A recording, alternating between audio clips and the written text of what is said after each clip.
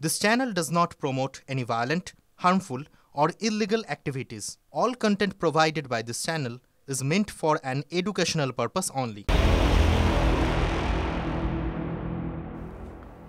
এদিকে এরই মধ্যে এসআইআর এর সময়সীমা বাড়িয়েছে নির্বাচন কমিশন। এনুমারেশন থেকে চূড়ান্ত তালিকা প্রকাশ সব ক্ষেত্রেই ডেডলাইন এক সপ্তাহ করে পিছিয়ে দিয়েছে নির্বাচন কমিশন। দিন বদলের ঘোষণার পরই তা নিয়ে শুরু হয়েছে দাবি পাল্টা দাবি।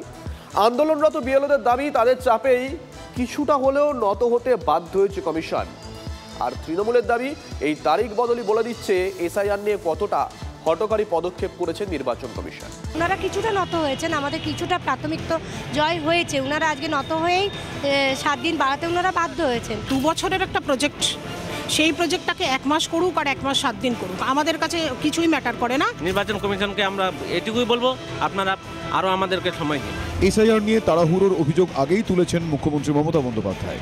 এমনকি এসআইআর স্থগিত করার দাবিতে মুখ্য নির্বাচন কমিশনার জ্ঞানেশ কুমারকে চিঠিও দিয়েছেন। এবারে হঠাৎ সময়সীমা বাড়ানোর পরই তাই কমিশনকে নিশানা করে আসরে নেমে পড়েছে তৃণমূল কংগ্রেস।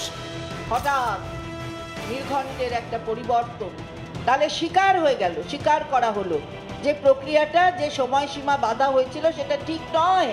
এটা কি হলো তাহলে? এত 40 জনের ওপর যে মারা গেল, তার দায়টা কে নেবে? উনি 2 বছর চেয়েছিলেন, 1 সপ্তাহ বেড়েছে। এটাকে কতটা ওনারা মানবেন সেটা ওনাদের ব্যাপার, আমাদের অসুবিধা নেই। এভাবে আরও বাড়তে পারে সময়, ইসি ঠিক করবে, অসুবিধা নেই। পিসি ঠিক করবে না, পিসির বিদায় হবে। ফর্ম ছাপা না ছাপে শুরু করে দিল, আবার তাই কীভাবে ফর্ম ফিল আপ করবে সেই ট্রেনিং দেওয়া হলো না। প্রতিদিন নিয়ম পাল্টাচ্ছে। এগুলো হচ্ছে ভাবিয়া করিও কাজ, করিয়া ভাবিও না। মানে কি ছেলে খেলা চলছে নাকি? কারণ বিজেপির টার্গেট দেওয়া মতো যে 1,20,00,000 ভোটারের নাম বাদ দিতে হবে, সেই টার্গেট আসলে ফুলফিল হয়নি। তার জন্য যাতে ভোট চুরি করার জন্য আরও সময় পাওয়া যায়, তার জন্য এই 7 দিনের এক্সটেনশন কিনা সেই বিষয়ে তো প্রশ্ন থাকবে। ডেডলাইন পিছনোর দিনই সংসদের সর্বদলীয় বৈঠকেও উঠে এসেছে SIR. SIR is a product, it's being said by everyone, by reason of the operation of the statute.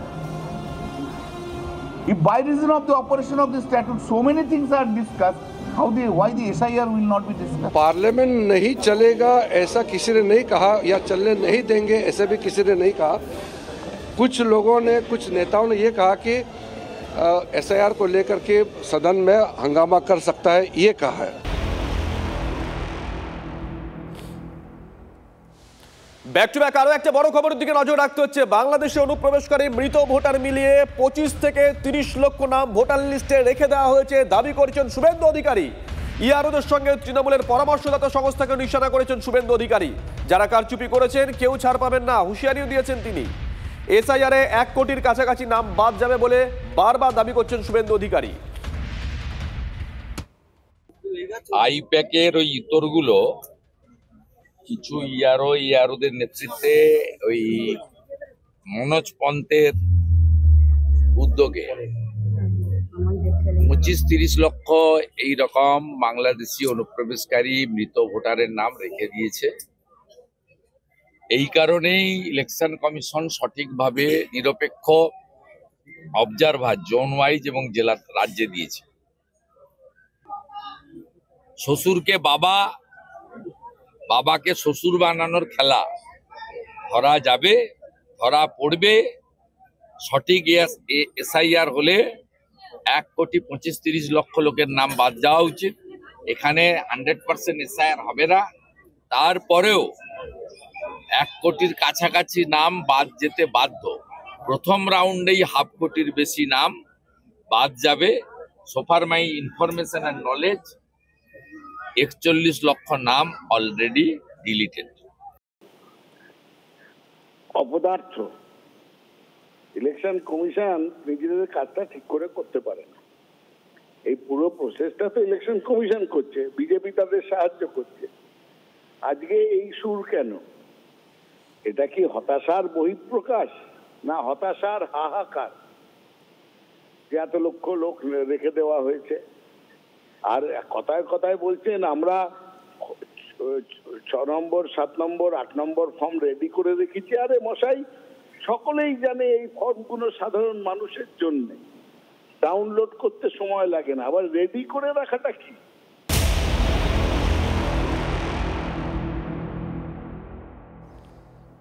আরো একটা বড় খবর, অত্যন্ত তাৎপর্যপূর্ণ। ধর্মরক্ষায় যারাই বাংলাদেশ থেকে ভারতে এসেছেন তাদেরই নাগরিকত্ব দিতে হবে। সময়কাল বিবেচনা করলে চলবে না, তা না হলে বাংলাদেশে তাদের জমি উদ্ধার করে গড়ে দিতে হবে নতুন দেশ। এই দাবি নিয়ে সংসদের শীতকালীন অধিবেশনে প্রধানমন্ত্রীর দ্বারস্থ হতে চলেছেন রানাঘাটের বিজেপি সাংসদ জগন্নাথ সরকার। জনগণ চাইলে শেষ পর্যন্ত দেখার কথা বিজেপি সাংসদের মুখে।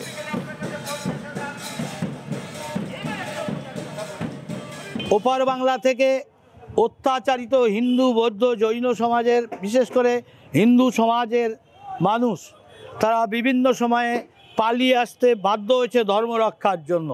সমস্ত উদ্বাস্তু মানুষদের নাগরিকত্ব প্রদান করতে হবে। 2014 নয়, 2024 এবং আজকে আসলেও তাদের নাগরিকত্ব দিতে হবে, না হলে বাংলাদেশে তাদের হোমল্যান্ড আদায় করে স্বাধীন আর একটা দেশ তৈরি করে দিতে হবে। প্রধানমন্ত্রী মোদিজিকে আলোচনা করার জন্য আমি পার্লামেন্টে সুযোগ পেলেই দাবি তুলব। এদিকে ফের বেসুরো ভরতপুরে হুমায়ুন কবির। এসআইআর নিয়ে আবার নিজের দলের সরকারের বিরুদ্ধে দ্বিচারিতার অভিযোগে সরব হয়েছেন ভরতপুরের তৃণমূল বিধায়ক হুমায়ুন কবির। এসআইআর মানব না বললেও এসআইআর এর কাজ চলছে রাজ্যে। বিজেপির বিরুদ্ধেও এসআইআর নিয়ে ভয় দেখানোর অভিযোগ করেছেন হুমায়ুন কবির। এসআইআর এর জন্য বললাম এসআইআর মেনে নেবো না, এসআইআর করতে দেবো না। সেই এসআইআর তো 4 নভেম্বর থেকে পুরো দুবে কারা কাজ করছে, বিএলই কারা, এই রাজ্য সরকারের এই কর্মচারীরা, দিল্লি থেকে তো কেউ আসেনি। ভোটার মাইনাস পেলে ক্ষতি কি আছে? একটা ভোটার 2 জায়গায় নাম রেখেছে, তার জন্য একটা নাম বাদ গেলে কিছু ক্ষতি নাই। ইলেকশনে তার কোনো এধার ওধার কিচ্ছু হবে না। অথচ মানুষকে বিজেপিও যেরকম করে মানুষকে ভীতি সৃষ্টি করছে, চমকাচ্ছে, সব নাম বাদ যাবে, কেটে সব বাংলাদেশে পাঠিয়ে দেবো, এই করে দেবো, তাই করে দেবো। আবার আমাদের সরকারও যে এসআইআর মানবো না, আবার এসআইআর কাজ চলছে। বলছিল দিল্লি চলে যান, আবার সমানে মেনে নিয়ে বলছে ডাউনলোড করো।